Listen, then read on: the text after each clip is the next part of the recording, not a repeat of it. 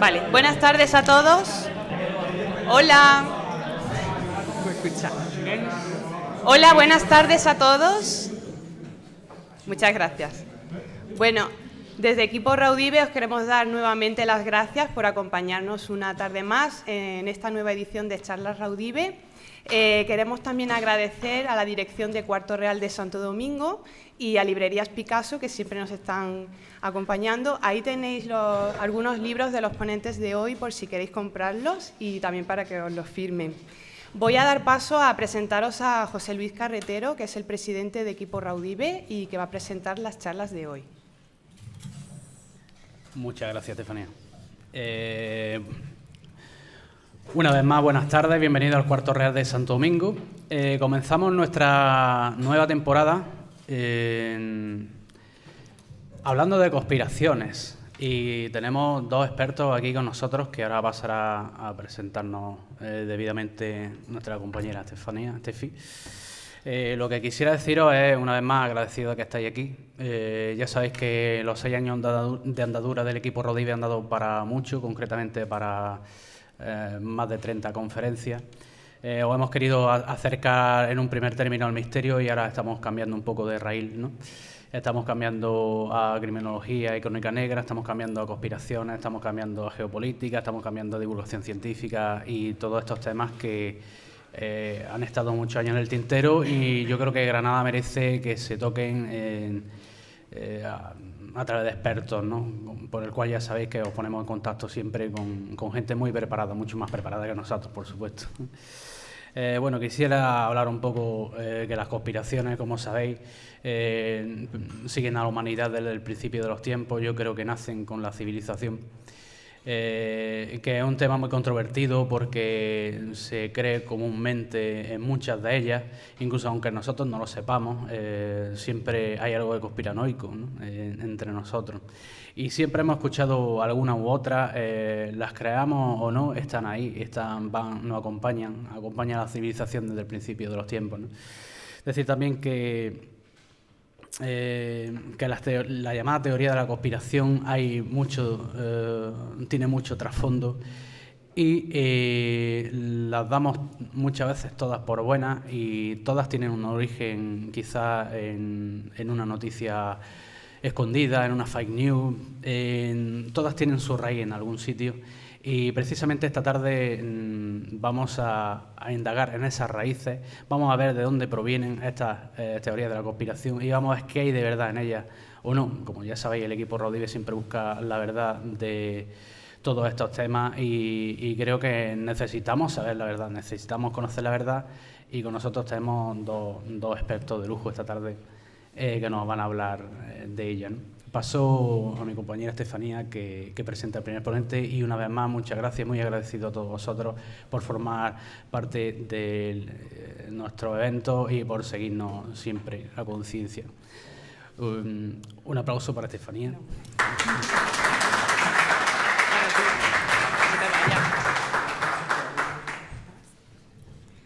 Bueno, agradeceros a Juanjo y a Miguel Ángel que estéis hoy aquí con nosotros. La verdad que nos ha encantado vuestra visita y seguro que los ponentes van a disfrutar, bueno, el público va a disfrutar de nuestros dos ponentes. Juan José es historiador, licenciado en Historia Medieval por la Universidad Complutense de Madrid y miembro del Centro de Estudios Mirobrigenses, perteneciente a la Confederación Española de Centros de Estudios Locales, CECEL, vinculada al Consejo Superior de Investigaciones Científicas, CSIC. Ha desarrollado su labor investigadora en torno a la Edad Media de España y realizando diferentes estancias en el Archivo Secreto Vaticano, en la Biblioteca Vaticana y el Archivo Nacional de Torre do Tombo en Lisboa. Destacan como sus temas de interés las relaciones de poder en Ciudad Rodrigo y los discursos sobre la magia y la brujería en el medievo hispano. Hemos podido ver y escuchar a Juan José en diferentes medios de comunicación, como el programa Cuarto Milenio, y es colaborador habitual de La Rosa de los Vientos y en Elena del País de los Horrores, donde tuve el lujo de colaborar con él. Y no sé si es primicia para muchos, pero en esta temporada lo podremos tener en El Dragón Invisible. Hoy tenemos el honor de tenerte aquí con todos nosotros para que nos hables de conspiraciones que nunca debieron serlo. Un aplauso.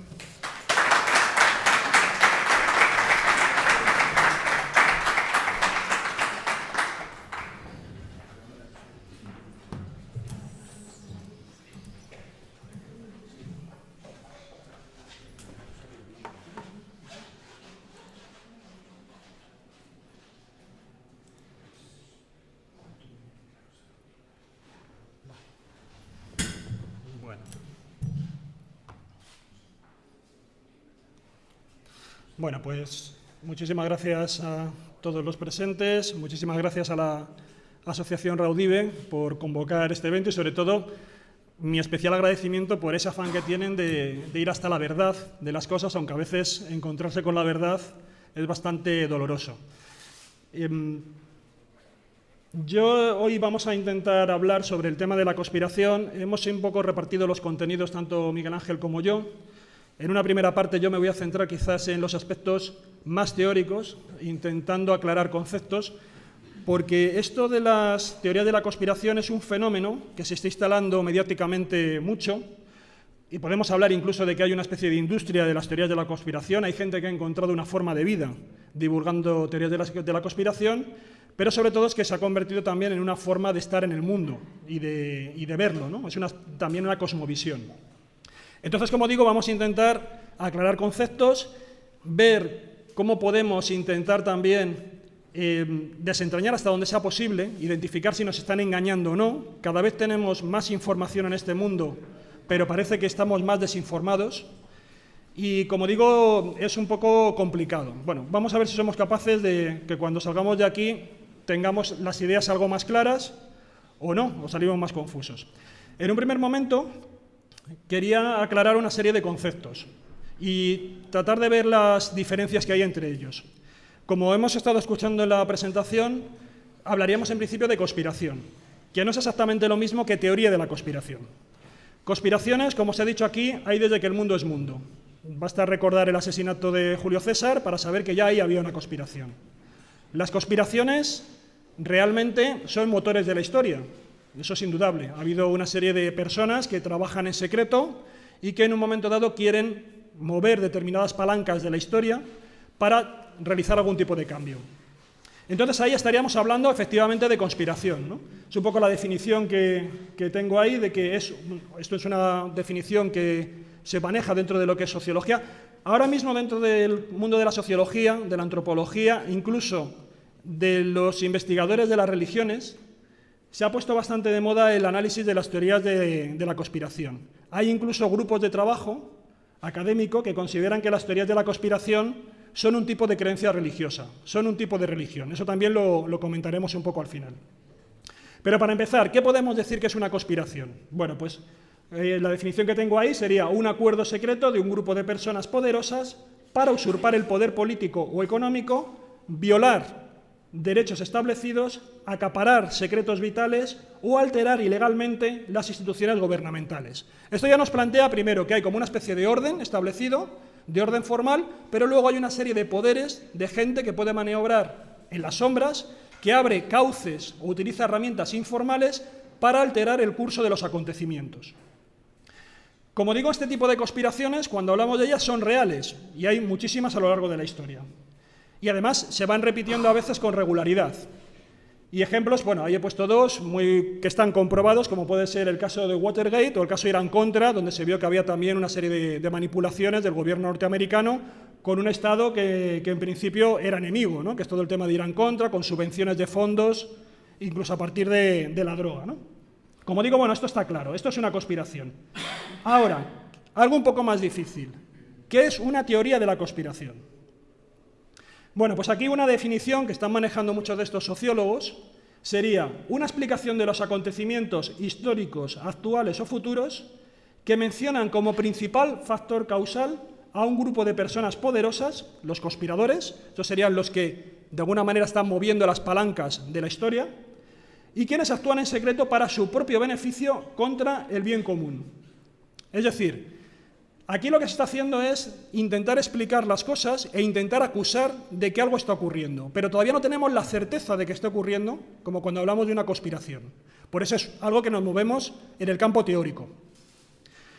Hay que distinguir, y se suele distinguir, entre la teoría de la conspiración y de lo que sería el simple rumor, un mito, que estamos muy acostumbrados a los mitos, o creencias que sean incorrectas, porque las teorías de la conspiración, aunque de momento están como provisionales, todavía no están confirmadas, pueden ser ciertas, pueden ser correctas, pero como digo, están en un estatus un poco en stand-by, están en un estatus intermedio. Por lo tanto, esto ya indica que nos estamos moviendo en un terreno un tanto también escurridizo. Una primera noción que podemos tener de cómo se están construyendo las teorías de la conspiración hoy en día es qué relación guardan con la idea de poder. Y aquí lo que nos encontramos es que es muy raro que nos encontremos teorías de la conspiración cuyos integrantes, cuyos actores principales, sean gente que actúa por el bien común. O sea, aquí no pensamos que hay, como os pongo ahí, un grupo secreto de doctores que están trabajando por curar el cáncer y acabar con él en la humanidad. Eso no suele pasar, no oímos teorías de este tipo. Entonces nos estamos encontrando que las teorías de la conspiración nos hablan de cómo está el poder distribuido en el mundo, pero siempre es un poder que implica a los más poderosos, a los más fuertes, y siempre es un grupo que, curiosamente, es un grupo que ya de por sí es poderoso. Que esto también es una cuestión curiosa, ¿no? Es decir, en Occidente la mayoría de las teorías de la conspiración están protagonizadas o se las atribuimos a gente que ya tiene poder. Que si los Rothschild, que si las farmacéuticas, que si las corporaciones, que si Rockefeller, que si los Illuminati, gente que ya maneja pasta, que maneja puestos y cargos políticos en determinados sitios, y aún así tienen que conspirar, cuando ya tienen poder. Entonces, no nos vamos a encontrar con grupos desvalidos, como sí que hubo otra época en la que se hablaba de conspiraciones, de grupos que podríamos decir que eran el lumpen de la sociedad, por ejemplo, en el tiempo de los Estados Unidos y el esclavismo, corrían rumores de que los negros que estaban trabajando en los campos de algodón tenían organizaciones secretas para, de alguna manera, revertir el orden. En otros momentos se hablaba de los proletarios, que estaban en época industrial, también tratando de coordinarse para torcer la voluntad de los poderosos. Hoy en día la mayoría de las teorías de la conspiración, como digo, suelen implicar a gente que ya es poderosa y que suelen ser más o menos identificada con esto que os he comentado, ¿no? Grandes financieros, millonarios, luego ya hablaremos de los extraterrestres que también están por ahí, ya llegarán. Entonces, como digo, es algo muy llamativo, porque normalmente cabría pensar que quienes más necesidad tienen de conspirar son aquellos que no tienen poder, puesto que si no tienen poder, la única forma que tienen de revertir el orden es conspirando. Pero los que tienen poder pueden tocar esas teclas para poder conseguir que se cumplan sus deseos, ¿no? Entonces ya digo que esto es un poco algo llamativo. Pero es una característica de las teorías de la conspiración hoy en día en Occidente. Y vamos a otra cuestión. ¿Qué es un teórico de la conspiración? Y de estos, bueno, si seguís un poco el tema, pues ahora abundan mucho por YouTube, sobre todo, ¿no? Es un poco uno de los canales en las redes sociales en los cuales más se están prodigando este tipo de teóricos.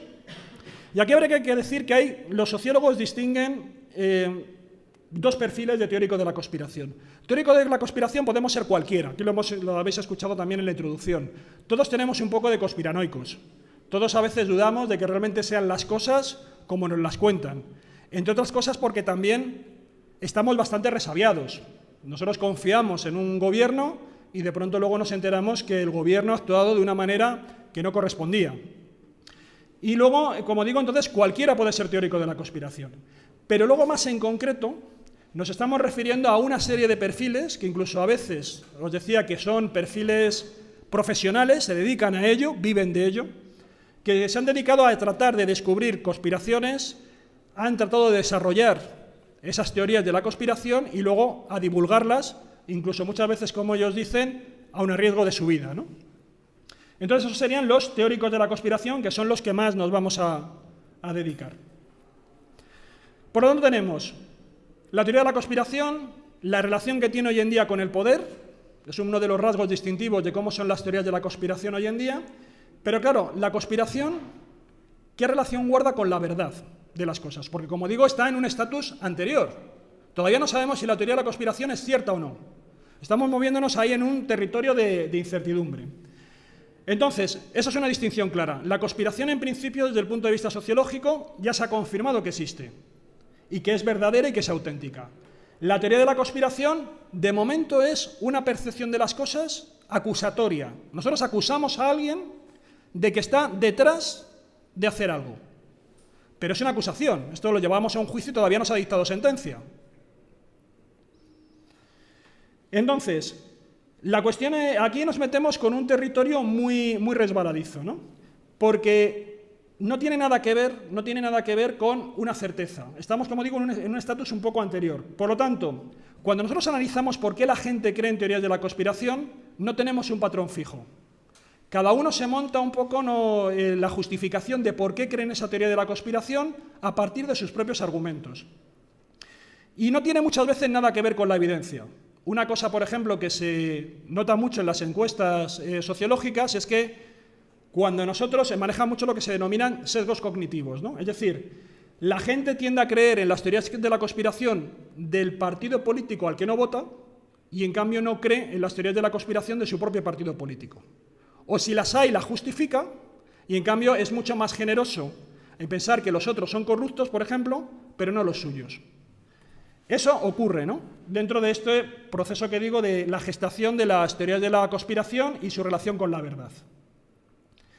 Pero si vamos a un nivel más profundo, ¿cómo podemos determinar si una teoría de la conspiración es verdad o es mentira? Porque claro, ahí estamos indefensos, ¿no? ¿Hasta qué punto podemos creernos que el 11S fue un autoatentado? ¿Hasta qué punto podemos creernos que el 23F estaba detrás el rey o no estaba el rey detrás? Que a Kennedy lo mató una conspiración interna de los cubanos, la mafia, un ala radical de la industria armamentística. Ahí tenemos 1000 posibilidades. La única certeza es que Kennedy murió, pero lo que hay detrás no lo sabemos. ¿Cómo podemos intentar indagar en esta cuestión? Y aquí tenemos dos posibilidades. Cuando nosotros tratamos de establecer la verdad de una cosa, habitualmente existen un par de procedimientos. Uno es, acudimos a una autoridad que nos diga si una cosa es verdad o no. Si yo quiero saber algún aspecto, por ejemplo, de la ciencia, voy a acudir a científicos expertos que tengan estudios y voy a intentar acatar su dictamen. Pero otra opción que tengo es tratar de demostrar si una teoría es falsa o no. Es lo que se denomina es la falsación de una teoría.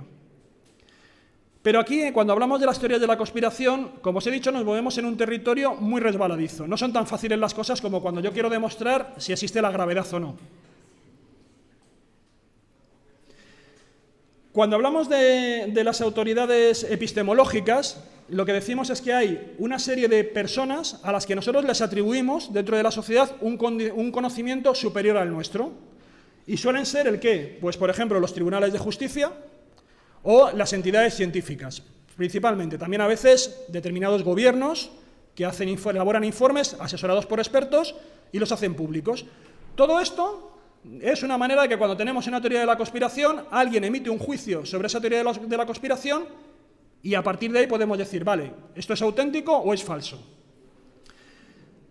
Pero claro, esto que en principio sería muy fácil, decir, bueno, pues acudimos a los que saben y que nos digan si esto es verdadero o es falso, nos encontramos que en el caso de las teorías de la conspiración, estas propias entidades que son capaces de decir la verdad de las cosas pueden formar parte de la conspiración. También es un conocimiento, como os he dicho, de la élite. Está asociado a lo que entendemos como el poder. Y también tenemos, habitualmente, ninguna de estas instituciones está libre de sospecha. Si repasamos el currículum de las universidades, de los centros de investigación, de los tribunales de justicia, siempre vamos a encontrar sucesos en el pasado que demuestren que hicieron las cosas mal, que se equivocaron, que hubo manipulaciones, que hubo corrupción, que hubo intereses, y por lo tanto esos dictámenes ya no son tan limpios. Por lo tanto, ¿por qué nos vamos a fiar de ellos cuando hay una teoría de la conspiración? Si sabemos que en el pasado han fallado. A lo mejor ese dictamen está al servicio de los propios conspiradores. Entonces, como digo, esto es algo bastante complicado. Pero por otro lado, esto es uno de los principales argumentos que utilizan los teóricos de la conspiración para defenderse de aquellos que les dicen que están equivocados. Decir, bueno, la NASA nos engaña. Si ha habido ocasiones que nos ha engañado, ¿por qué ahora diga que la Tierra no es plana? A lo mejor es que son ellos los primeros que están ahí para crear realmente toda esta manipulación.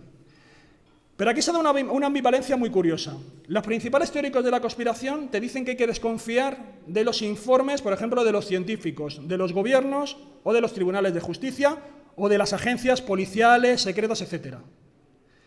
Pero cuando esas mismas instituciones, científicos, gobiernos, jueces o agencias de inteligencia o de información lanzan un informe que apoya de alguna manera algún aspecto de su teoría de la conspiración, entonces lo aceptan. Por lo tanto, hacen una selección interesada. Y eso lo vais a ver, si seguís a determinados youtubers y teóricos de la conspiración, lo vais a ver frecuentemente, que por un lado están reclamando que la ciencia se ponga de su parte, pero al mismo tiempo están continuamente condenando, por ejemplo, a la ciencia o a las autoridades de cualquier tipo. Esto también es un rasgo muy habitual de lo que son hoy en día las teorías de la conspiración.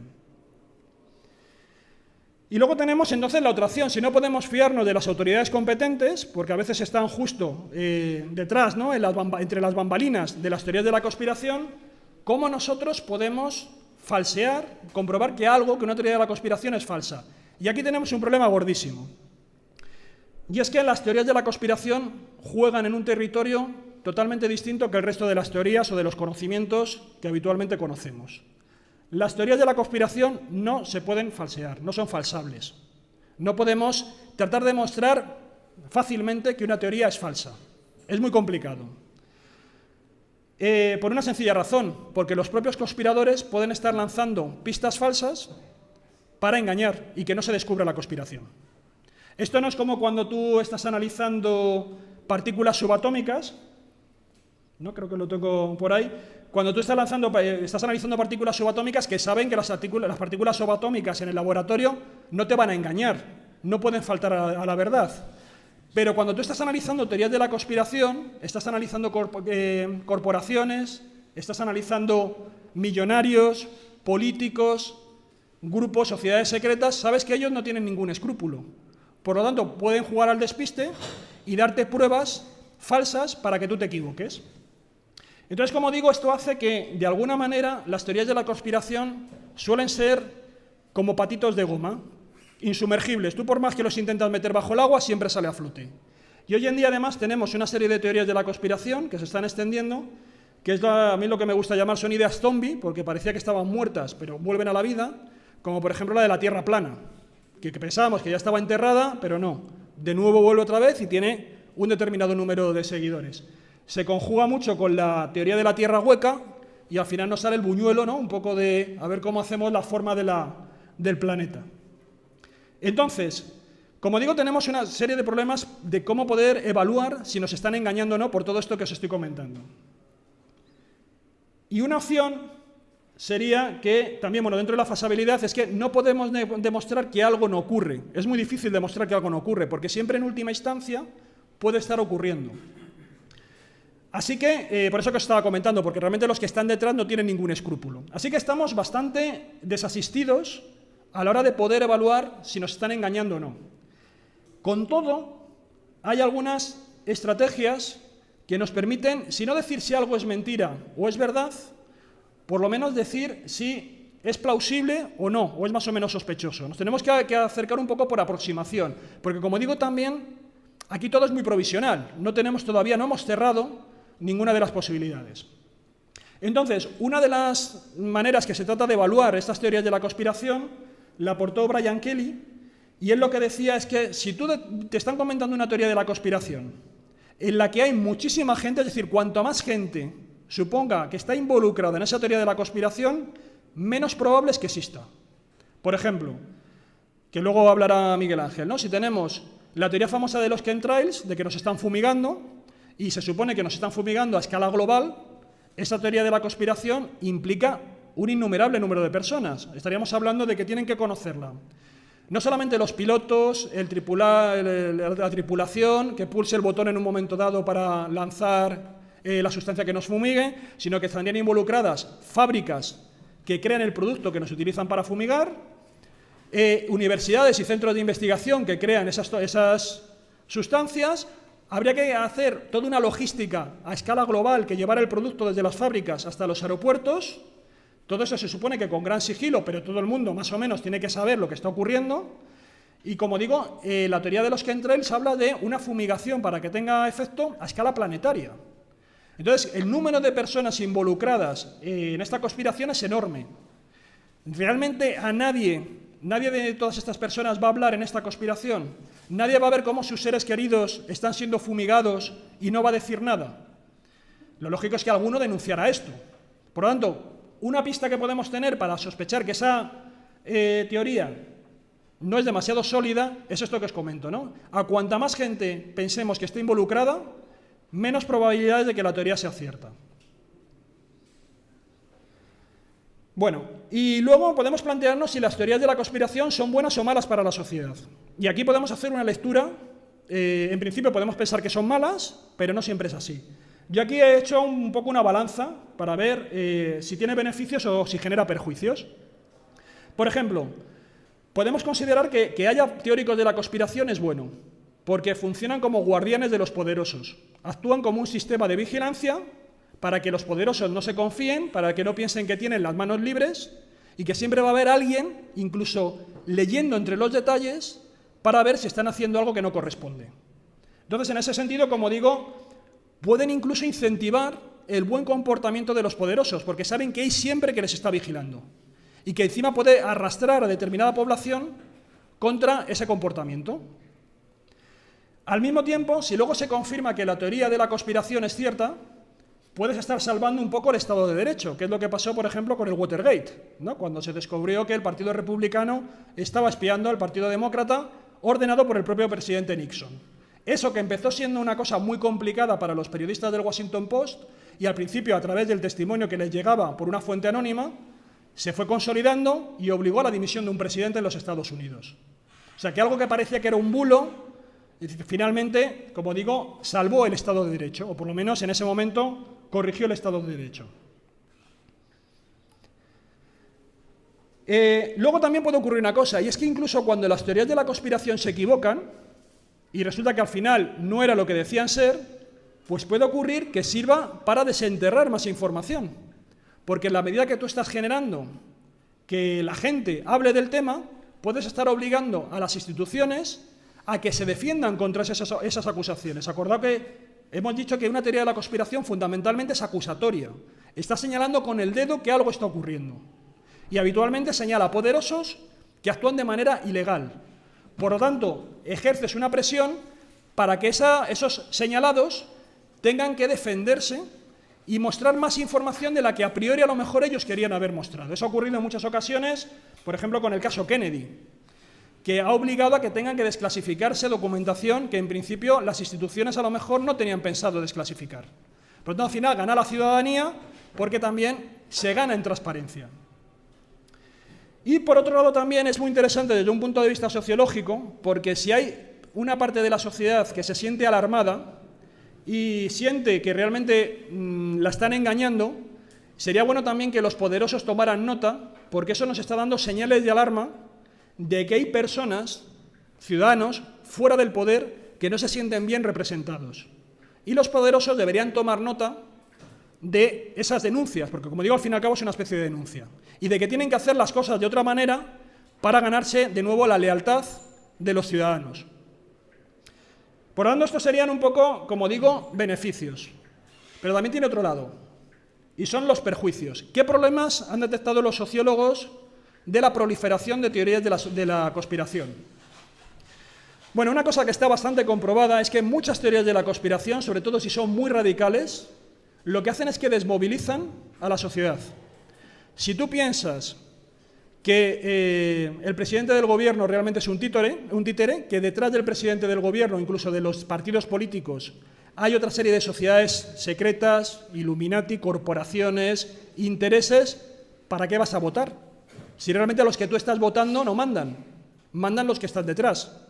¿Para qué te vas a afiliar a un partido político?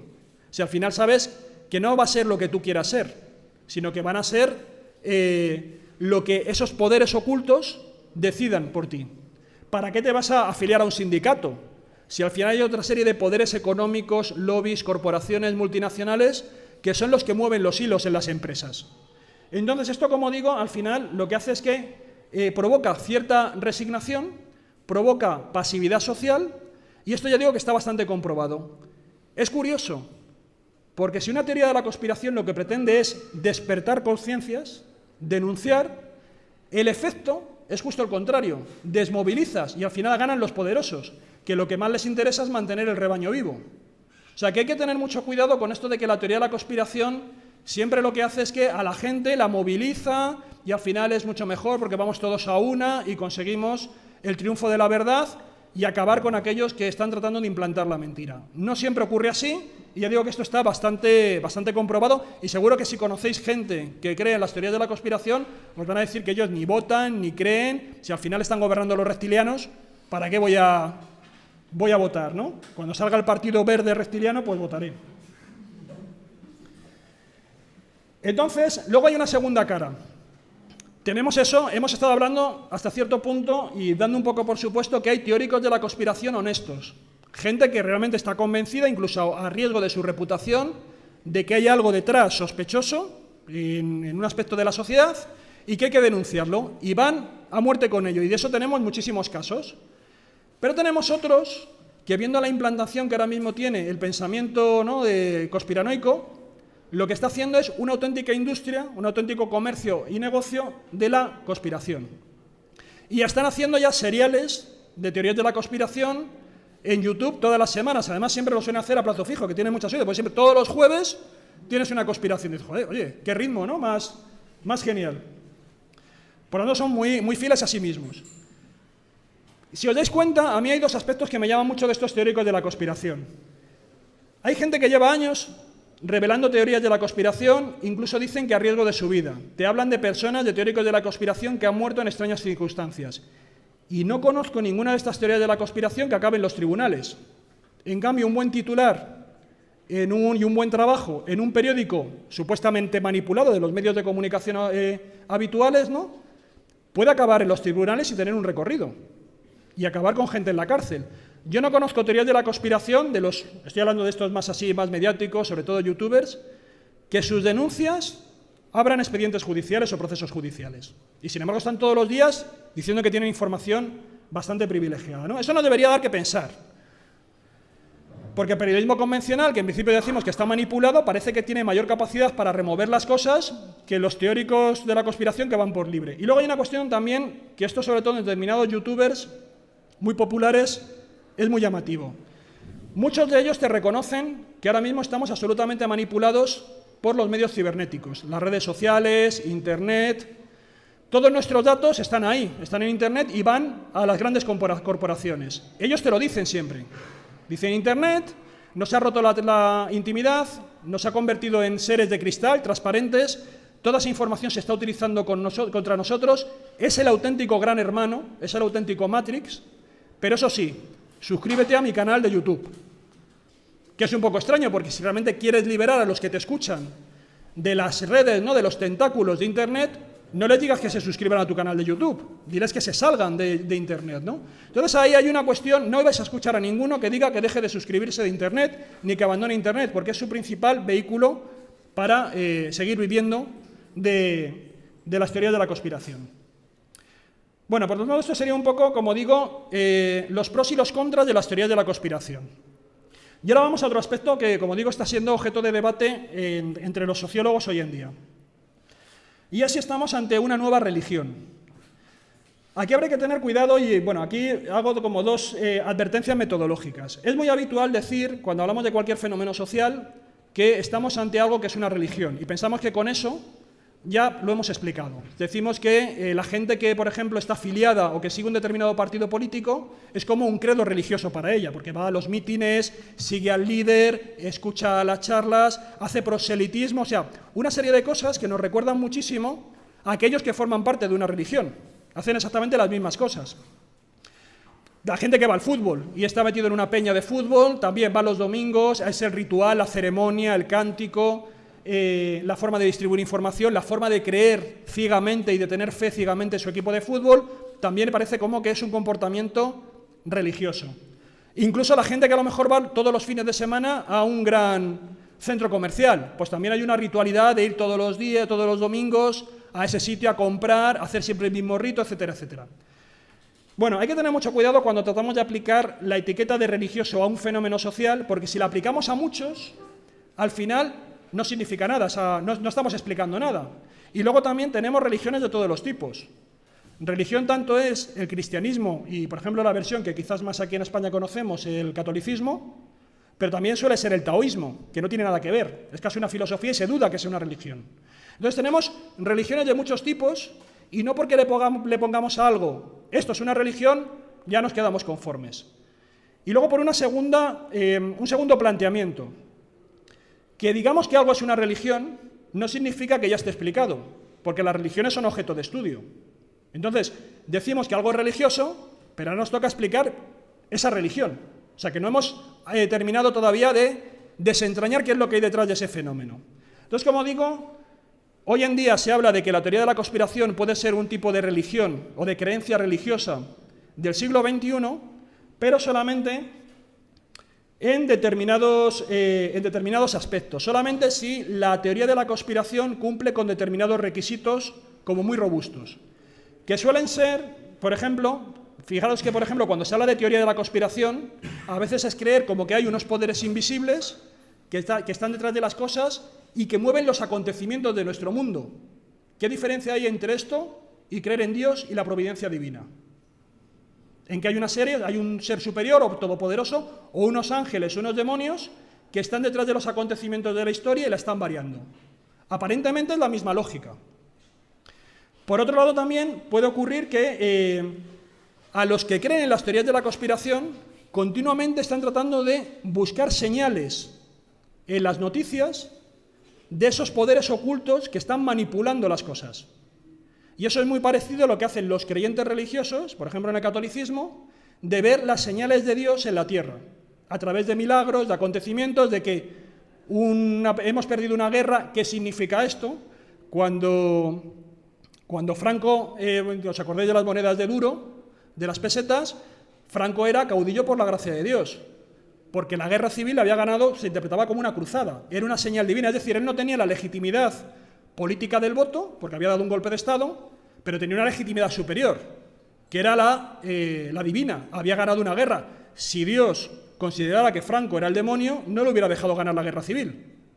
Por lo tanto, para los creyentes estaba muy claro, y para el nacionalcatolicismo estaba muy claro que Franco tenía la bendición de Dios, y eso era mucho más que la bendición de las urnas, ¿no? Por lo tanto, eso eran el tipo de señales que un creyente está buscando en la realidad. Los que creen en las teorías de la conspiración están continuamente buscando en las noticias señales de si los Illuminatis, los Rockefeller, lo que sea, están manipulando los acontecimientos. Pero, como digo, estos serían aspectos que podemos encontrar más o menos deslavazados. Pero lo que se centra en los sociólogos para decir que realmente estamos ante una especie de creencia religiosa sólida, consistente, es un término que han acuñado que se llama conspiritualidad. Y en este caso sí que creen que podemos abordarlo desde un punto de vista de las ciencias de las religiones. La conspiritualidad es una especie de híbrido filosófico muy interesante, porque lo que hace es conjugar dos cosas. Por un lado, las teorías de la conspiración que están proliferando en nuestra sociedad, y por otro lado, otra cosa que también está muy en boga en el siglo XXI, que es la nueva era, todas las creencias de la nueva era, ¿no? Que es también una amalgama de mil creencias. ¿Qué es lo que aporta la teoría de la conspiración? La teoría de la conspiración nos está diciendo que hay un grupo secreto que está manipulando la realidad, la está tratando de controlar y trata de alterar el orden político y social. Eso es lo que nos dice la teoría de la conspiración, en sus diferentes formas. Luego ya los protagonistas, como digo, varían. Pueden ser judíos, masones, Illuminati, Rockefeller, lo que sea, ¿no? Reptilianos, lo que sea. Y luego lo que te dice la nueva era, ¿qué es? ¿Cómo podemos luchar contra esa conspiración? Cambiando de paradigma en nuestra cosmovisión, haciendo un despertar de nuestra conciencia. Si nosotros cambiamos nuestra conciencia, automáticamente esa conspiración se vendrá abajo. Es un poco el planteamiento. Como digo, se han fusionado estas dos ideas. Entonces, si os dais cuenta, la conspiritualidad es muy interesante porque, por un lado, tenemos la teoría de la conspiración que ha generado un problema. Nos está diciendo, oye, aquí hay una serie de personas, hay una forma de mal, igual que en el catolicismo tenemos el diablo que domina el mundo y continuamente está manipulando y tentando para subvertir el orden social, ¿no? Y condenarnos a todos. Aquí es un poco lo mismo, nos tratan de dominar a través de hilos invisibles, incluso trabajando y alterando nuestras emociones, para convertirnos en un auténtico rebaño. Y por otro lado, ¿cuál es la nueva era lo que te aporta es la salvación? Es decir, ¿cómo podemos liberarnos y ser por fin libres y sacudirnos esta esclavitud que tenemos como una espada de Damocles sobre nuestra cabeza? cambiemos de conciencia. Entonces te da esa esperanza soteriológica, ¿no?, de que si nosotros despertamos, si nosotros cambiamos nuestra manera de pensar, entonces pues llegaremos a una Arcadia feliz. Bueno, entonces, esto de la cospiritualidad es un movimiento que sobre todo se ha extendido mucho a partir del mundo web. No sabemos exactamente qué influencia tiene, como tampoco podemos determinar cuánta gente cree en la nueva era, porque hay gente que está como más comprometida. La nueva era también es muy heterogénea, no todo es igual, aunque ya digo que a veces se trata un poco de manera simplista de resumirlo, no todo. Pero bueno, sabemos que está muy extendido a partir de las redes sociales. Y sabemos que ese producto, ese contenido, está influyendo, o por lo menos hay mucha gente que aparentemente se ha relacionado alguna vez en su vida con este tipo de información. Por eso digo que seguramente esto que os he contado os sonará. O sea, mucha gente que está dentro de la nueva era y que entiende que su camino es ir hacia un cambio de conciencia. Y que todos seríamos mucho más felices si cambiamos la conciencia. Y que cualquier poder que tratara de oprimirnos estaría absolutamente incapacitado para someternos si cambiamos de conciencia, ¿no? Entonces, es muy interesante porque hemos pasado de los tiempos en los cuales había que hacer la revolución social, desde mayo del 68, ahora que hay que hacer una revolución mental. Hay que hacerla individualmente, no hay que hacerla colectivamente, entre otras cosas porque no nos podemos fiar del grupo y no nos podemos fiar de los partidos políticos, ni de los movimientos, como digo, que tratan de ser subversivos. O sea, mayo del 68 nos olvidamos, cada uno en su casa hace su recorrido personal para obtener un cambio de conciencia. Y cuando todos pensemos de la misma manera, habremos hecho la revolución, ¿no? Esto tiene lecturas también muy interesantes de un mundo como vivimos muy neoliberal, muy capitalista, donde se potencia mucho el individualismo, también el individualismo emocional, y se trata sobre todo, se extiende mucho la desconfianza en el grupo, ¿no? Entonces, uno de los mayores ejemplos que tenemos de este tipo de conspiritualidad sería David Icke. David Icke es el que ha estado difundiendo más la teoría de los reptilianos, la teoría de la Matrix, del nuevo orden mundial. Él lo que defiende es que hay una élite de extraterrestres que llevan con nosotros seguramente desde el principio de los tiempos, incluso que más o menos nos crearon modificando el ADN.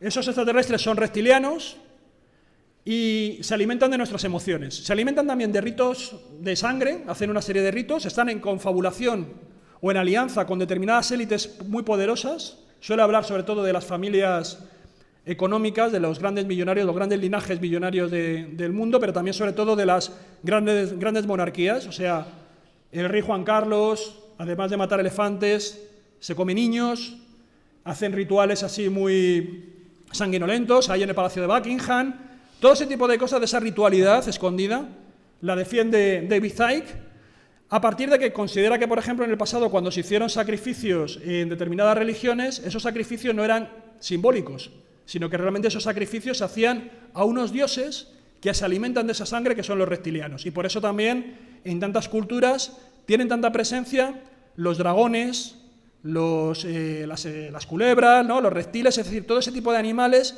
aparecen como dioses o seres más o menos divinizados en muchas culturas.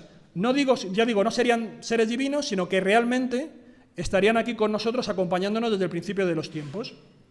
Y de vez en cuando se muestran como dioses para que les rindamos culto. Una de las cosas que también dice David Icke es que se alimentan, como digo, de sangre, pero se alimentan de nuestras emociones.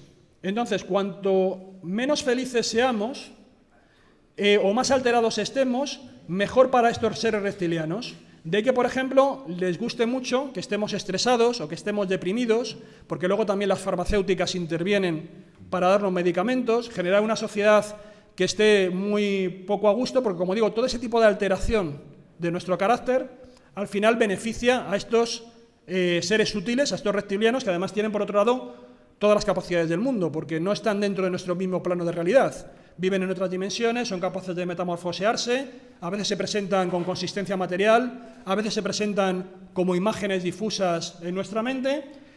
Y este señor vende libros en 20 y tantos países, es capaz de llenar estadios como el de Wembley en Inglaterra, tiene miles de seguidores. En Estados Unidos se calcula que hay 12 millones de personas que creen en los reptilianos, dentro de las últimas estadísticas que se han hecho, las últimas encuestas, y por lo tanto, la cuestión está en que luego, claro, hasta qué punto que tú creas en esto o que pienses que los reptilianos puedan existir, condiciona tu día a día, porque esa es otra cosa. Es decir, igual que ocurre, por ejemplo, si hacemos encuestas aquí en España de gente que cree en Dios y que se declara católica, y eso hasta qué punto realmente condiciona su forma de vida y se comportan como auténticos católicos, ¿no? Aquí deberíamos pensar lo mismo. O sea, el hecho de que haya mucha gente que cree en los reptilianos no significa que a la hora de la verdad, en el día a día, piense que están ahí y que les están condicionando, ¿no? Pero bueno, entonces esto sería un poco resumidamente en síntesis, como digo, un poco la introducción, el marco un poco teórico de qué nos estamos moviendo para saber que hablamos de conspiración, teórico de la conspiración, cómo son las conspiraciones hoy en día, antes de pasar a conspiraciones auténticas, ¿no? Y bueno, me voy a saltar una parte que tenía aquí. Y os voy a comentar también cómo podemos hacer una conspiración. Esto es una conspiración una teoría de la conspiración que yo conté el 1 de diciembre de 2017 en Barcelona. Allí me invitaron a ir al Magic, que es una feria esotérica que se hace todos los años, con muchísimo éxito. Y como digo, fue en el año 2017, que fue justo el año que se produjo el famoso referéndum independentista catalán. Allí fui a dar una conferencia donde hablamos de conspiración con Enrique de Vicente, que ya yendo con Enrique de Vicente, la mitad de la conferencia sobre conspiración ya la tienes hecha. O sea que ya teníamos el trabajo muy adelantado. Y yo lo que defendí allí, a ver qué os parece, lo voy a contar muy rápidamente, es que la mano oculta que había movido el proceso independentista catalán habían sido los chinos. Como además en Barcelona estaban muy bien informados y hacía 2 meses, porque esto fue el 1 de diciembre y el referéndum fue el 1 de octubre, si no recuerdo mal, pues estábamos moviéndonos en esa fecha. Estaba el pleno, creo que ya entonces estaba con el 155 en Cataluña, y se supone que todos los que estaban allí estaban muy bien informados de qué es lo que estaba moviendo el proceso independentista catalán. Entonces, bueno, yo empecé a comentar, para defender esta teoría de la conspiración, que se había hablado mucho de cuáles eran las manos ocultas que estaban detrás, y buceando por internet, ahí puse una serie de referencias, pues quiénes podían estar detrás moviendo todo el proceso independentista. Se hablaba, por ejemplo, de que estaban los rusos, de que estaba, por supuesto, Israel, y ahí tenéis diferentes titulares, de que estaban también los masones, y se hablaba del pasado masónico de Esquerra Republicana de Cataluña, o de que estaba, por supuesto, también el Club Bilderberg, ¿no? Eso si buceáis, y muchos más, pero estos son así un poco los más habituales. Yo lo que defendía es que la mejor conspiración es aquella que no deja ninguna huella. Esa es la conspiración perfecta. Y por lo tanto, yo veía que si leíamos bien entre líneas, los chinos estaban moviendo el proceso independentista catalán. Y empecé a argumentarlo. Primero, al principio con cosas que son muy sencillas, ¿no? Por ejemplo, ¿dónde se fabrican las banderas independentistas? La mayoría se hacían en China. Y se vendían en bazares chinos. ¿Dónde encargaba la Asamblea Nacional Catalana las banderas independentistas? A los chinos. No lo hacían en empresas catalanas, lo hacían en empresas chinas. Aquí igual, todo lo que era el merchandising de la ANC, de la Asamblea Nacional Catalana, estaba también, como digo, a empresas vinculadas a un excesorero que era también made in China, que tenía también empresas deslocalizadas en China. Todo esto, como veis, son titulares de prensa, aquí no hay nada que yo me haya sacado de la manga. Cuando empiezan a acuñar una serie de monedas para la nueva República Catalana, la casa de la moneda que usan es China también. Que no sé si se dirían los Puigdemones, no sé cómo llamarían a la moneda, ¿no? Todavía estaba ahí por definir el nombre. ¿Vosotros sabéis lo que pasa cuando alguien se manifiesta en China? ¿Os acordáis de Tiananmen? ¿Habéis estado viendo lo que está ocurriendo en Hong Kong, que todavía no tiene soberanía China? ¿Y la que está pasando? ¿Me explicáis cómo es posible que los catalanes pudieran organizar una manifestación en la Gran Muralla China sin que las autoridades intervinieran? Ocurrió después del... Esto ocurrió, esto es en el... No, esto es anterior, esto es del año... No sé si tengo aquí la fecha. Todos estos son datos antes del referéndum. Antes del referéndum tenéis, fijaros la foto, hacen una vía catalana en la Gran Muralla China. ¿Veis algún policía chino? Vosotros manifestaros en Pekín, pidiendo agua gratis. A ver qué pasa. ¿De dónde venían las urnas? Vale. Por lo tanto, vosotros sabéis que la República Popular China Es un régimen totalitario con una economía intervenida. No hay nada más que ver con quién negocia el tema de las empresas de Huawei Trump. No lo negocia con el presidente de Huawei, lo negocia con el presidente de China, porque es una economía capitalista, pero está intervenida por China. ¿Vosotros pensáis que China va a dejar que haya determinadas empresas generando merchandising contra un país que es España, que actúe libremente, que puede generar un conflicto diplomático y no diga nada? Si deja que las empresas actúen libremente, será porque de alguna manera siguen indicaciones del Partido Comunista Chino o de los gerifaltes chinos. Porque si no, como digo, estás creando un problema, puedes crear un problema internacional. Sigamos. Vamos a ir un poco viendo la evolución del procés. El 11 de septiembre de 2012 es cuando oficialmente te reconoce todo el mundo que ha ido avanzando, que es cuando es un poco el pistoletazo de salida del último ya avance del proceso, y es cuando en ese momento se constituye, ahí tenéis un poco distintos titulares, se constituye la Asamblea Nacional Catalana, se hace la famosa manifestación, la Diada, acabamos de tener una, donde ya se empieza a hablar de Cataluña como lema, Cataluña, nuevo Estado de Europa. Artur Mas es cuando va, a partir del éxito de esa diada, dice que va a adelantar las elecciones y ya, hasta cierto punto, son unas elecciones un poquito plebiscitarias, pero para que se vea cuál es el peso del independentismo de cara a Madrid. Y como digo, es una fecha clave, ¿no? Septiembre de 2012. ¿Quién llega a Barcelona en septiembre de 2012? El primer banco chino llega en agosto, me parece que estaba por ahí. Es decir, no miento, en octubre. En octubre desembarca el principal banco chino. Por lo tanto, ya el capital chino aterriza en Cataluña. Pero es más, con él vienen los grandes grupos económicos a Cataluña. Y es curioso porque ahí tengo subrayado, no sé si se verá, dice literalmente la información, de expansión, Tras años generando expectativas, no llegaban a cumplirse los principales conglomerados empresariales chinos. Es decir, durante años se anunciaba que China iba a invertir en Cataluña, pero nunca se concretaba esa posibilidad. Y justo ahora que tienen un montón de jaleo, te llega el principal banco chino y te empiezan a llegar los principales grupos comerciales. 2012, eso es lo que os hemos estado comentando. Vamos a 2015, segundo peldaño importante en el proceso independentista catalán. Es cuando Mas convoca las elecciones plebiscitarias, donde ya cuando tú votas no estás eligiendo realmente a un candidato, sino lo que tú estás diciendo es si quieres la independencia o no, es lo que le costó además ser procesado a Artur Mas. 2015, ¿qué ocurre en 2015? Justo también en esos meses, otro banco principal de China aterriza en Barcelona. Por lo tanto, no sé si os da que pensar o no, en los momentos políticos más críticos y de riesgo financiero, resulta que es cuando Cataluña parece que está inyectando dinero y además está actuando un poco como sustento, como apoyo exterior y dando cobertura a Cataluña. Nos vamos un poco al tema de las embajadas, que como sabéis, bueno, pues ha habido financiación para hacer diferentes embajadas en diferentes lugares del mundo. Aquí tenéis un poco. El segundo país del mundo que tiene más embajadas catalanas es China. Pero es más, en esos años, ya, lo que tenemos a partir de 2015, en esos años, el Govern lo que hace es que aprueba un plan de acción exterior.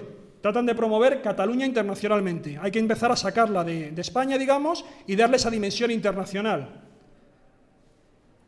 Y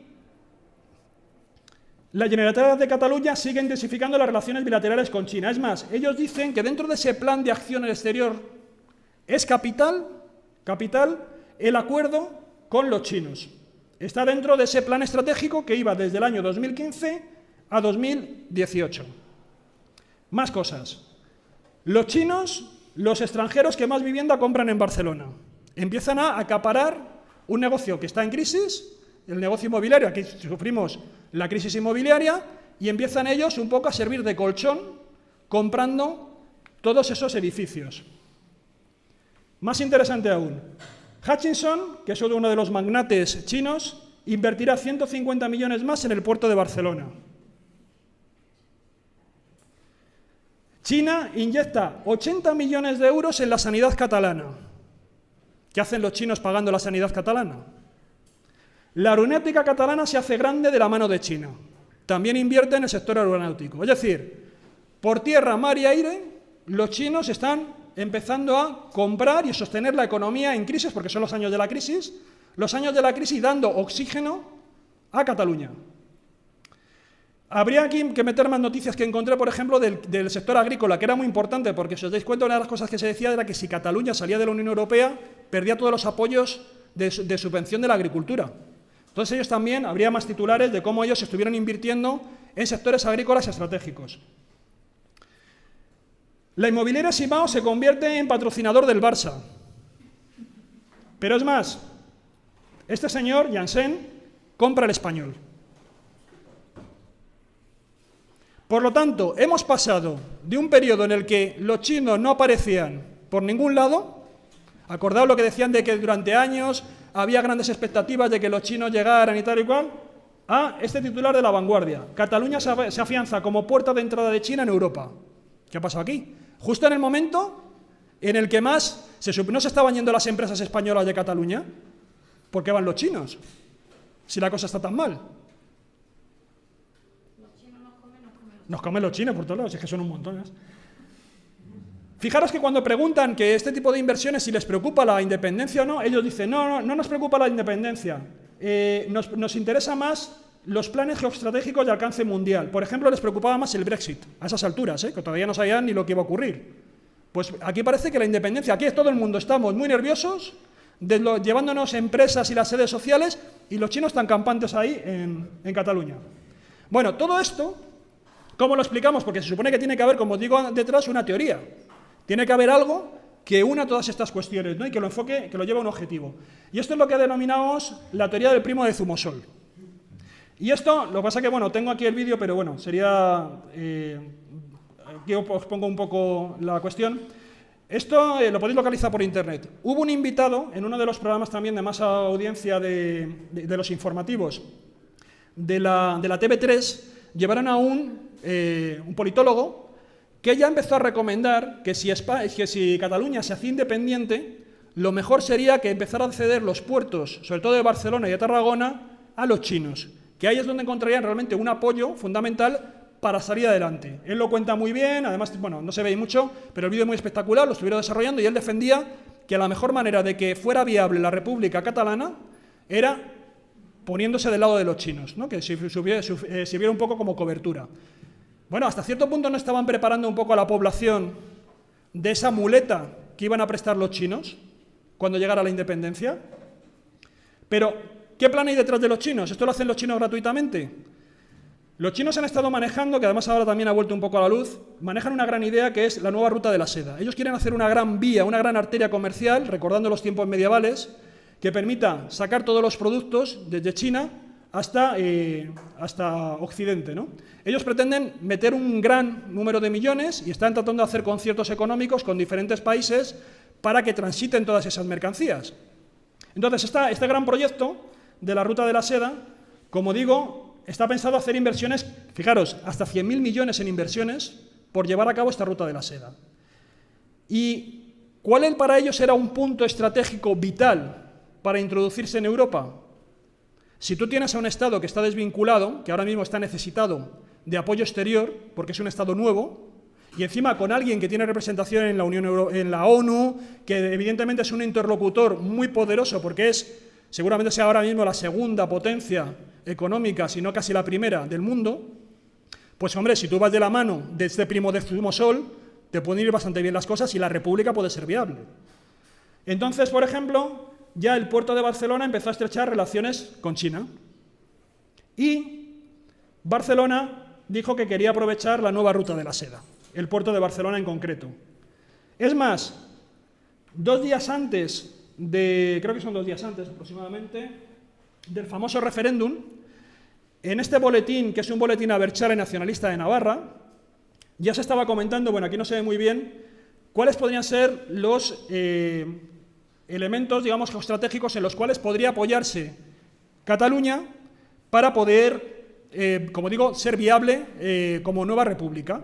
Y aquí salía que efectivamente el principal valedor de esa nueva república debería ser China. Aquí, bueno, se comenta un poco más. Pero luego tenemos también al responsable de las relaciones internacionales de Convergencia Democrática de Cataluña y presidente del CATMON. El CATMON es Cataluña en el mundo. Es un organismo que se creó, una fundación que se creó para, de nuevo, aumentar la presencia internacional y la visibilidad internacional de Cataluña en el mundo. Este es responsable de relaciones, decía que fundamentalmente, de nuevo, China era uno de los principales valores donde se jugaba la hegemonía, que eran los que jugaban la hegemonía mundial y, por lo tanto, eran los que se debían apoyar. Y Jordi Munell también decía: China es una potencia económica y Cataluña ofrece ventajas competitivas para las empresas que se quieran implantar en Europa. Otro, el Instituto de Estrategia. Rusia y China tienen grandes intereses en la independencia de Cataluña y la OTAN no lo puede evitar. O sea, que hemos pasado de que vendían banderas a que la cosa ya son palabras mayores. Guillem Pujals decía aquí, en ese artículo que hemos estado comentando antes, que era ideal que la República fuera independiente, porque mientras Cataluña pertenecía a la Comunidad Europea, la legislación, es decir, Cataluña estaba encorsetada en su legislación por el marco legislativo de Europa. Entonces no puede hacer leyes libremente. Pero en el momento en el que sea independiente, puede hacer las leyes que le dé la gana, y entonces ahí China sí que puede entrar. Por lo tanto, se convertiría en un espacio muy atractivo para que realmente los chinos pudieran colaborar con la nueva República Catalana. Entonces, es en ese momento, cuando acordaos todo el tema, ¿no?, de cómo se pidió a Puigdemont que aprobara la independencia en el Parlamento, ¿quiénes era una de las personas que estaba pidiendo, en esos momentos de duda, ¿no?, de si se aprueba o no se aprueba la independencia y tal, se proclama o no se proclama? Uno de ellos, lo tenéis ahí, es Guillem Pujals, el que hemos hablado antes y que está a favor de que los chinos, ¿no?, de colaborar estrechamente con los chinos. Ahí lo tenéis dentro del listado, es uno de los presentes, ¿no?, de los firmantes, de los que con mayor vehemencia está haciendo eso. Y ahora tenemos que bajar un poco de lo que serían las grandes líneas, y ya voy terminando, de lo que serían las grandes ideas. Vamos a intentar ver si hay personas e instituciones concretas, porque esto está muy bien, pero bueno, vamos a ir poniendo un poco nombre y apellidos. Algo estamos viendo ya, estamos viendo nombre y apellidos. Fijaros, por ejemplo, esta persona que tenéis aquí, que era el Ancho Epín. Este es uno de los líderes un poco de la comunidad china en Cataluña. Es también uno de los empresarios, es uno de los que también, cuando se celebra el Año Chino en Barcelona, él está un poco allí, pues es un poco de los organizadores, de los que hace, digamos, el pregón, etcétera, etcétera. Y era una persona que le preguntan, bueno, pues aquí fijaros, lo que le preguntaron que si él estaba como preocupado por las cuestiones independentistas, si le interesaban o no las cuestiones independentistas. Y él decía: trabajamos mucho y no tenemos tiempo para votar ni para entrar en estos debates. En principio nos parece que la ley está correcta como está. Ni entraba ni salía en el asunto. Pero mira por dónde se crea la Fundación Nus Catalans, que lo que hace es tratar de incentivar el voto independentista entre los inmigrantes. ¿Y quién es uno de los miembros de esta fundación al cabo de un tiempo? Chuen Pin.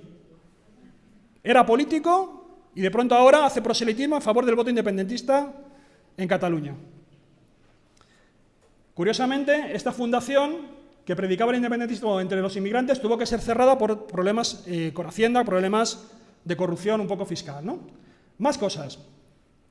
El banco chino, que hemos estado comentando antes, uno de los gigantes chinos, de pronto empieza a manejar, se empieza a detectar que está blanqueando dinero, como 188 millones de euros en grupos criminales. Y detrás de esa operación es uno de los líderes, era también otro chino, que era Gopin, que luego también, bueno, tenía en Madrid y fue detenido.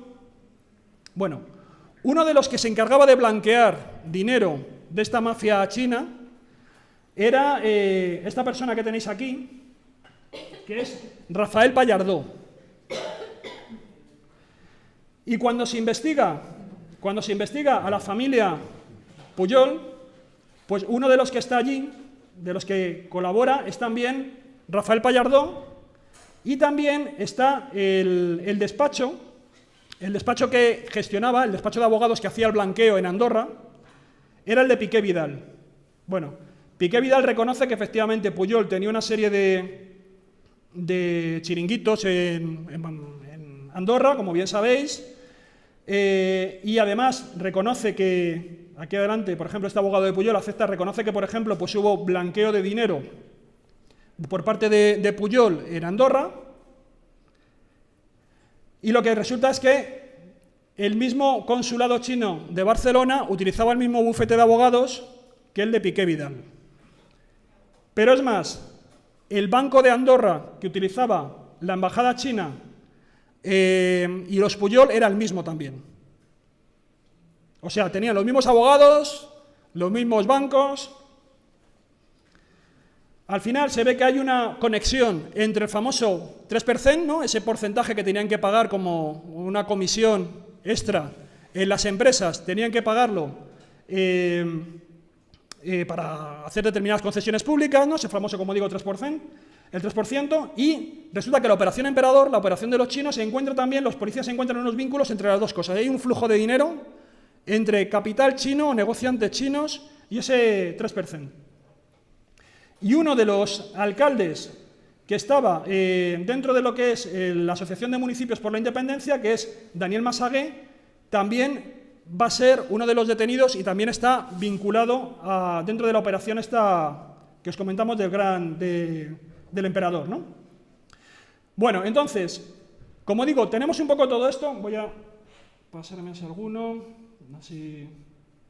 Bueno, esto también es. ¿Todos estos editoriales que está poniendo se sabe después del 1 de octubre? No, esto es anterior, todo esto es anterior. Todo esto es anterior. De hecho, yo he cogido un poco la cronología y todo esto es anterior. A mí no me acaba de cuadrar que los chinos, la empresa china, inviertan dinero en la sanidad pública catalana y el gobierno español, a través del Ministerio de Asuntos Exteriores o la de la cita pública, no haga nada. Ahora Una cosa tratamos de explicarlo. Que lo publica un periódico y otra cosa es que sea verdad. Claro, por supuesto. Ahora le damos un giro. Bueno, dentro de las... Bueno, esto es también una cuestión de las... Pero bueno, resumiendo, ¿vale? ¿Cómo es esta trama? Lo que podemos ver, como decimos, es una trama que en principio no deja huellas, ¿no? Todo esto, ya digo, yo lo conté allí en Barcelona, gente que está muy bien informada, gente independentista, muy comprometida con el movimiento, gente que no, ya de todo. Entonces, lo que nos encontramos es, resumiendo, tenemos una fontanería financiera que parece que hay un flujo de capitales entre China y Cataluña. ¿Cómo se materializa ese flujo de capitales? Por un lado, hemos visto magnates chinos importantes, hemos visto también destacados miembros de partidos y plataformas independentistas. Yo aquí he mencionado Convergencia Democrática Cataluña, la Fundación Nuts Catalans, la AMI. Tenemos un bufete de abogados catalanista, tenemos bancos internacionales y bancos andorranos que trabajan también en estrecha colaboración, bancos chinos, y tenemos el consulado de China en Barcelona, que hemos visto que también está un poco dentro de este tinglado. Esto, como digo, es la trama visible. Por tanto, lo que os comentaba antes, por tierra, por mar y por aire, la presencia de China en estos años tan conflictivos, donde parece que incluso las empresas se iban, ellos están llegando allí, ¿no? Y sosteniendo la economía, incluso inyectando, ¿no? Capital. Pero vamos ya a un giro final. Dos guiños finales. Una de las cosas que se dijo, no sé si recordaréis, que era fundamental y que ocurre siempre. Tú quieres formar un Estado y para que tu Estado realmente sea fructífero, salga adelante, te tienen que reconocer internacionalmente. Si no te reconocen internacionalmente, pues ocurre como estas plataformas petrolíferas que hay ahí en el Canal de la Mancha, que se han declarado Estado, pero como no lo reconoce nadie, allí siguen, ¿no? Y tienen incluso una monarquía y reparten títulos universitarios y tal y cual. Necesitas el apoyo internacional. Entonces, ¿qué es lo que ocurrió? Los partidos comunistas de China y de Cuba estuvieron a favor de un referéndum vinculante. Hubo una reunión, creo que fue en México, donde dirigentes de las CUP se pusieron en contacto con los representantes de los partidos comunistas y de Cuba y de China. Recordar que no hay diferencia entre el Partido Comunista y el gobierno en China, es lo mismo, igual que en la antigua Unión Soviética, ¿no? Y firmaron este acuerdo, por lo cual ellos apoyaban, que ya es mojarse, ellos apoyaban el referéndum independentista catalán. Pero hay una cuestión más curiosa aún. ¿Qué fecha fue la emblemática y qué fecha se iba a declarar la independencia? El 1 de octubre. ¿Os acordáis que se decía, si el referéndum, una vez que se haga el escrutinio, sale mayoritariamente la independencia, el 1 de octubre por la noche se declara la independencia? Eso fue lo que se dijo. Ha decidido el pueblo, en ese momento se declara la independencia. 1 de octubre. Bueno, ¿cuántas posibilidades tenemos de que realmente podamos elegir un día al año, al azar, en principio 365 posibilidades. Pero si encima ese año lo elegimos un poco entre todo lo que son la historia de la humanidad, bueno, aquí se ocurre un poco al revés. Realmente tenemos muy bajas posibilidades de que sea un puro azar, de que coincida. ¿Qué día se declaró la República Popular China? Un 1 de octubre. O sea, aquí tendríamos un guiño del independentismo catalán de decir, vamos a unir nuestros destinos de manera simbólica, haciendo coincidir nuestra proclamación de la República Catalana con la vuestra. Y esto es real, ya es casualidad, ¿no? Que el mismo día, de estas dos potencias que se están dando la mano. Por lo tanto, esto es un poco lo que ocurrió, y ahora sabemos lo que pasó. Lo que tenemos es que, finalmente, al final la cosa no salió adelante. China no apoyó la independencia. ¿Por qué? Bueno, aquí podemos hacer una lectura, y es que China al final no quiso y lo que utilizó fue a Cataluña como ejemplo para acabar con los independentistas de Taiwán. Es decir, en Taiwán hay un problema porque Taiwán es también un medio estado independiente, aunque China intenta tutelarlo, y en Taiwán hay un gran movimiento independentista. Entonces lo que quiso fue, en el cuerpo de los ciudadanos catalanes, escarmentar a los independentistas taiwaneses, llevarlos hasta el extremo y luego dejarlos tirados. Como diciendo, ¿veis lo que le pasa a Cataluña? Eso es lo que os ocurrirá a vosotros. Al mismo tiempo, China reforzaba lazos con el gobierno español, porque quedaba genial. Había estresado a Cataluña y, sin embargo, luego lo había dejado allí, tirado, era perfecto. Incluso se podría pensar, si no estaba en aquel momento, digamos, Moncloa y los chinos, diciendo, no, vosotros apoyad, vamos a llevar hasta el precipicio, y luego ya hace paso adelante que los chinos nos vamos a recoger. Por eso digo, ¿lo sabía el gobierno español? Bueno, en aquel momento, Villarejo, que todavía no era conocido, estaba detrás también del tema de la operación Emperador, con todo el tema este chino, se encontraron allí una serie de relaciones. Por lo tanto, eso explicaría por qué el Estado, como tú señalabas, no quiso intervenir aunque China inyectara dinero. Vale, hasta aquí la teoría de la conspiración, ¿vale? Más o menos documentada, tenemos todo lo que os he contado, poderes secretos, maniobras, hay que leer los detalles, sincronicidades extrañísimas, como esto del 1 de octubre, más o menos entra del guión de la teoría de la conspiración. Todo con titulares de prensa, yo no estoy aquí contando que me ha dicho fulanito en una reunión secreta, en una cena, escuchado, no. Con lo que se llama normalmente fuentes abiertas, incluso muchas de diarios independentistas. Y todo esto que os he contado es un cuento chino. Entonces, es un cuento chino fabricado con titulares de prensa auténticos. Entonces, esto es un problema que ahora mismo tenemos que suena a lo demás. Nosotros podemos hacer teorías de la conspiración con información y datos auténticos y, sin embargo, llegar a conclusiones falsas. Pero si lo sabemos mover y lo sabemos agitar, podemos inocular estas ideas en la población. Yo aquí he utilizado todos los clásicos de cómo crear una teoría de la conspiración. He simplificado la realidad, he cogido los hechos que me interesaban. Evidentemente los chinos también estaban comprando en el resto de España, venden todo, te vendían banderas de un tipo y de otro en los bazares, pero yo me quedo con aquello que refuerza mi teoría de la conspiración. Como digo, simplifico, mezclo hechos reales con especulaciones. Por ejemplo, os he contado lo de Tiananmen, pero también ahora mismo es una sociedad capitalista y existe también la libre empresa en China, que pueden operar independientemente. Pero yo os llevo a un territorio que más o menos es el tópico y que muchos de vosotros entendéis así. Entonces yo os desplazo un poco hacia lo que me interesa. Como digo, cosas que son circunstanciales las convierto en hechos determinantes, ¿no?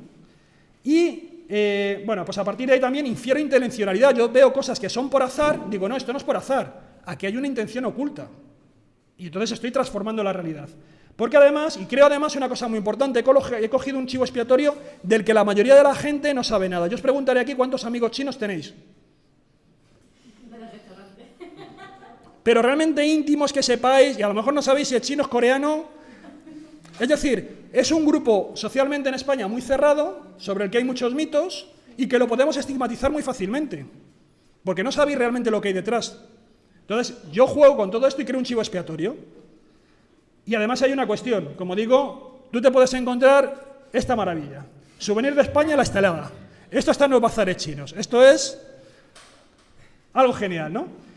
Bueno, esto acabó aquí. La historia acaba aquí, yo os te lo cuento, entramos en debate, hubo mucha gente, fue muy interesante porque mucha gente que se supone... Ah, sí, sí. Hubo mucha gente que empezó a dudar, diciendo, joder, pues es que esto es mucha información, o sea, va a ser casualidad todo. Y entonces, como digo, bueno, fue muy interesante ver la reacción de la gente. Hay gente que se iba ya anticipando. Recuerdo, por ejemplo, porque hubo una grabación de audio que cuando yo digo que el Barça está, la publicidad, la propaganda la va a hacer con una entidad china, ya había uno que dice, y compraron el Español. Y yo luego pongo la diapositiva del Español. Entonces ya estaba en sintonía, digo, este es de los míos. O sea, ya iba todo rodado, ¿no? Dices, joder, qué bien, ¿no? Ya estamos aquí, ya estamos todos en el mismo tren de la conspiración. Fabuloso. Pero ojo, que pasa ya el 155, etcétera, etcétera, y el mundo principalmente en este momento, pero luego otros diarios, en 2018, acordaos que la conferencia es 2017, en 2018 el mundo publica esto.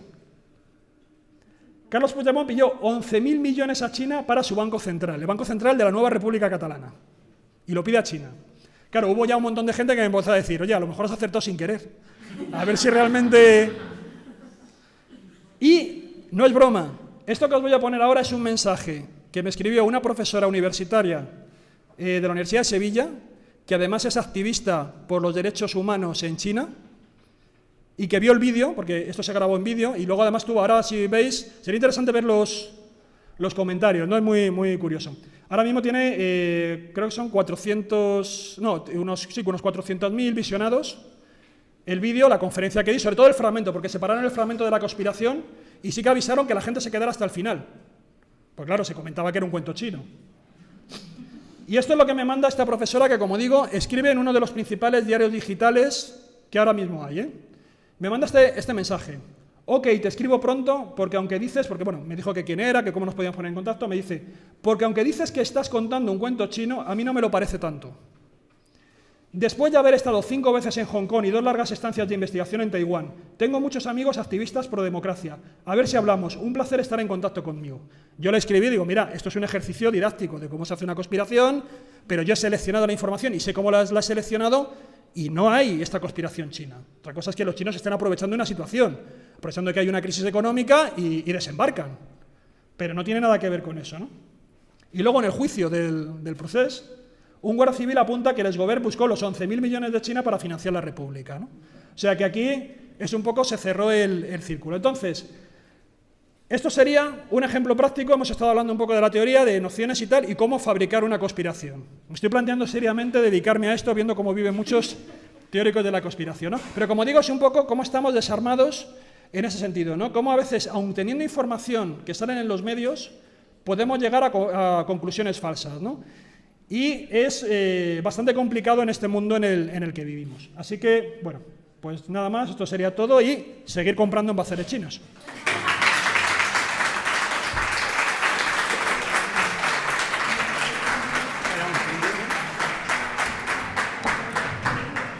Perdón, te voy a hacer una pregunta ¿Qué? de lo que has dicho al principio. Sí, sí. Antes has dicho que es imposible o muy difícil demostrar que algo no existe. ¿Así es lo que has dicho? Bueno, es un concepto, a ver, es un concepto de... Sí, es un poco el decir, tú puedes demostrar, a ver, en ciencia, a ver, por ejemplo, la teoría de la falsabilidad es una teoría que crea, aunque no la denomina así, él lo llama racionalismo crítico, un filósofo de la ciencia muy moderno que es Popper, que luego también ha creado determinadas teorías y tal. Entonces, él ponía el ejemplo de que normalmente cuando se analiza en ciencia, estamos hablando muy de tema filosofía de la ciencia, ¿no? Que en ciencia tú lo que se suele hacer es verificar las cosas. Y él decía que no siempre puedes verificar las cosas, determinados enunciados, y ahora te pongo uno, sino que a veces tienes que intentar ver si son falsos, es decir, el otro camino, refutarlos. Porque la ciencia, digamos que había un chiste que salía en La Codorniz, que salió un filósofo llamado Calícrates que decía, salía como pensando y decía, todas las verdades de la ciencia, si todas las verdades de la ciencia son auténticas hasta que se demuestra que son falsas, porque siempre estamos en un estado de provisionalidad. Por ejemplo, hasta ahora se ha demostrado que tú cada vez que encuentres un cuervo, todos los cuervos son negros, pero ¿eso te garantiza que no haya un cuervo blanco? Bueno, yo la pregunta te la he hecho, perdona, Sí. porque por ejemplo la famosa teoría que dicen algunos que no sé si es para vender el libro, la famosa teoría de la Tierra plana. Sí, luego lo va a comentar Miguel Ángel. No, entonces, eso se puede demostrar que no es verdad, o sea, que es falso. No, porque ya te comentará Miguel Ángel, la retórica... No, quiero decir, a ver, yo estoy convencido que la Tierra es redonda, estoy convencido, pero te vas a encontrar con una retórica, por ejemplo, si tú dices que los que te están dando la información de que la Tierra es plana, porque si tú no has ido al espacio, te tienes que fiar de otros, en principio. De los científicos que han hecho las medidas oportunas. Pero si forman parte de la conspiración... Claro. A eso es a lo que me refería, es decir, por eso digo que las teorías de la conspiración es una retórica que es lo del patito de goma. Evidentemente hay cosas muy burdas dentro de las teorías de la conspiración, pero hay otras cosas que no son tan fáciles. Hemos estado hablando de la comida, pues del 23F, del 11S. ¿Tú puedes demostrar que realmente los Estados Unidos, el gobierno de los Estados Unidos no sabía lo del 11S? Porque hay muchos grados de pensar en esa posibilidad. Tú puedes decir, desde que ellos mismos detonaron las Torres Gemelas, yo me creo más o menos la teoría de la conspiración, la teoría oficial, digamos, me la suelo creer por una serie de razones. Pero en principio, lo que manejan, desde que ellos mismos pusieron las bombas, a una cosa mucho más sutil y que no deja rastro. Los servicios de inteligencia sabían que se iba a cometer el atentado y no hicieron nada para impedirlo. Eso es una conspiración. Pero eso hay que demostrarlo, que lo sabían los servicios de inteligencia. Claro, pero tú demuestras que no lo sabían. Se han destruido toda la documentación y todo el rastro. Demuestra que no lo sabían. Tú no has cambiado los hechos para nada, solamente has dejado que se produzcan. Por eso te digo que es tan difícil enfrentarnos al... Por eso tiene un estatus, la teoría de la conspiración, que no es lo mismo que cuando investigas el comportamiento de las aves o cómo son las partículas subatómicas. Entonces tenemos un problema muy difícil que tenemos que al final... Uno de los caminos es volver a confiar en aquellas instituciones que generan conocimiento competente. Y cuando has perdido la confianza en esas instituciones...